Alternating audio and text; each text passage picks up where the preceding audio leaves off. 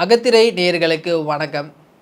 திமுக அரசு ஆட்சிக்கு வந்தால் நாங்கள் சொன்னதையும் செய்வோம், சொல்லாததையும் செய்வோம் அப்படின்ட்டு 2021 தேர்தல் பிரச்சாரத்தில் திமுக தலைவர்கள் எல்லாமே சொன்னதை நம்ம பார்த்தோம். அவங்க சொன்னதையும் செய்யலை, சொல்லாது நிறைய செஞ்சாங்க. அந்த சொல்லாது என்ன அப்படின்றது தான் எதிர்கட்சிகள் ஒரு டேட்டாவே வச்சுருக்காங்க. குறிப்பாக எலக்ட்ரிசிட்டி பில்லை அதிகமாக்குனது, டேக்ஸை அதிகமாக்குனது, விலைவாசி உயர்வு அதிகமாக்குனது, இப்படி பல குற்றச்சாட்டுகள் திமுக அரசு மீது எதிர்கட்சிகள் தொடர்ந்து வச்சுட்டு வரதை நம்மளால் பார்க்க முடியுதுங்க. சரி, இந்த 5 வருடங்களில் இந்த திமுகவினுடைய ஆட்சியில் ப்ரைஸ் ஹைக் அப்படின்றது எந்தெந்த மாதிரி நடந்திருக்கு அப்படின்றது இந்த வீடியோ ரொம்ப ரொம்ப டீட்டெயிலாக நம்ம பார்க்கலாங்க.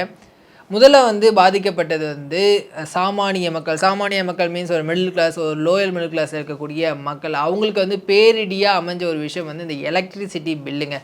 திமுக அரசு 2021 கொடுத்த வாக்குறுதி என்ன அப்படின்னா, நாங்கள் 1 மாதத்துக்கு ஒரு முறை மின் கட்டணம் எடுப்போம் அப்படின்ற மாதிரியான விஷயங்களை சொல்லியிருந்தாங்க. அது மட்டும் இல்லாமல் இந்த மின்சாரம் தடையின்றி வரும் அப்படின்ற மாதிரியான வாக்குறுதிகள்லாம் சொல்லியிருந்தாங்க. ஆனால் அது எதுவுமே நிறைவேற்றலை அப்படின்றது தான் ஒரு மிகப்பெரிய சோகமான ஒரு விஷயமா இருக்குது. சரி, அது ஒரு பக்கம் இருந்தாலும் கூட 2021 800 யூனிட்டுக்கு பார்த்திங்கன்னா 1280 ரூபா சார்ஜஸ் வாங்கிட்டு இருந்தாங்க.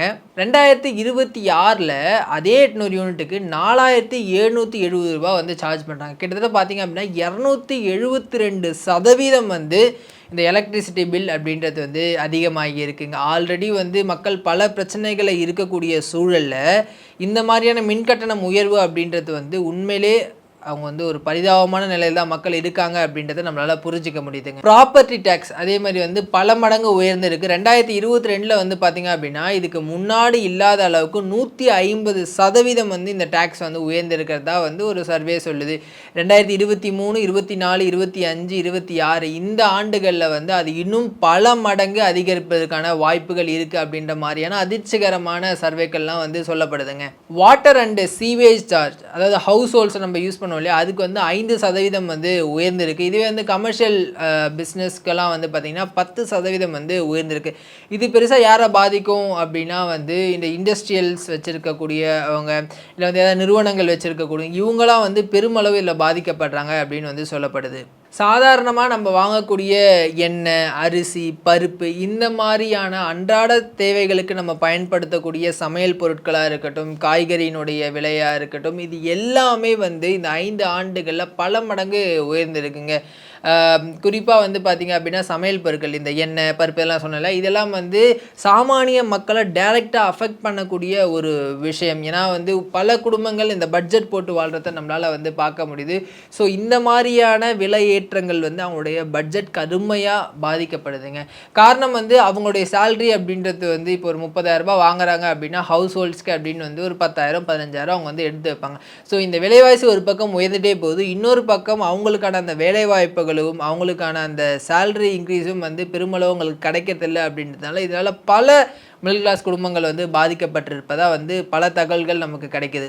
அது மட்டும் இல்லாமல் ஆவின்லேயும் பல ப்ராடக்ட்ஸோடைய விலையை உயர்த்திருக்காங்க. குறிப்பாக பாலினுடைய விலை, அந்த பால் அப்படின்றது ரொம்ப ரொம்ப முக்கியமான ஒரு விஷயமா இன்றைக்கி தமிழகத்தில் இருக்குது. நிறைய குடும்பங்கள் ஆவினில் தான் பால் வாங்கிட்டுருங்க. ஏன்னா அங்கே தான் ஒரு தரமான பால் கிடைக்கும், அதே மாதிரி குறைவான விலையில் பால் கிடைக்கும் அப்படின்னு மக்கள் நம்புகிறாங்க. ஆனால் இந்த ஆட்சியில் பார்த்திங்க அப்படின்னா 50 ரூபாயாக இருந்த பாலின் விலை 60 ரூபாயாக லிட்டருக்கு உயர்ந்திருக்குங்க. அது மட்டும் இல்லாமல் நெய்யினுடைய விலை கிட்டத்தட்ட 450 ரூபாயிலேருந்து 600 ரூபா உயர்ந்திருக்கிறதா சொல்கிறாங்க. ஸோ இதெல்லாம் மக்களை டைரெக்டாக பாதிக்கக்கூடிய விஷயங்கள்.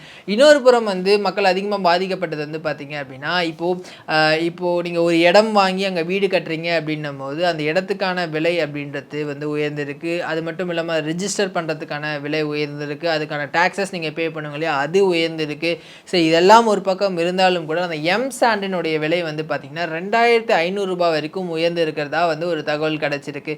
ஸோ இது புதுசாக வீடு கட்டுறவங்க, இல்லை ஏதாச்சும் ஒரு கமர்ஷியல் காம்ப்ளெக்ஸ் கட்டுறவங்க, இவங்களாம் பெருமளவு இதனால் பாதிக்கப்படுவாங்க அப்படின்னு சொல்லப்படுது. ஸோ இந்த மாதிரி பால் விலையில் கொள்ளை, எலக்ட்ரிசிட்டி பில்லில் கொள்ளை, மக்களுக்கான அந்த அடிப்படை தேவைகள், அடிப்படை விஷயங்களில் கொள்ளை, இப்படி கொள்ளை கொள்ளை கொள்ளை மட்டும்தான் இந்த ஆட்சியில் நடந்திருப்பதாக வந்து எதிர்க்கட்சிகள் வந்து தொடர்ந்து குற்றம் சாட்டிட்டு இருக்காங்க.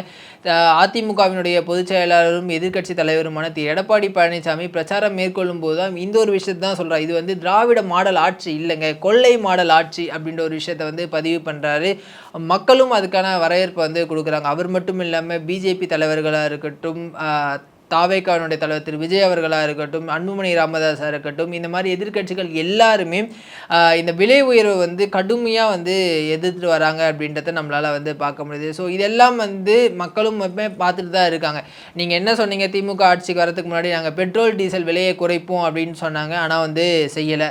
சிலிண்டருக்கு வந்து 100 ரூபாய் மானியம் கொடுப்போம் அப்படின்னு வந்து சொன்னாங்க, அதையும் வந்து செய்யலை. இந்த மாதிரி அவங்க கொடுத்த வாக்குறுதிகளே ஒரு பக்கம் நிறைவேற்றலை. இதிலேயே மக்கள் கோபமாக இருக்கக்கூடிய ஒரு சூழலில் இப்போ வந்து சூப்பர் ஸ்டார் எலெக்ஷன் மேனிஃபெஸ்டோ அப்படின்னு வந்து தமிழக முதல்வர் ஒன்று ரிலீஸ் பண்ணியிருக்காரு.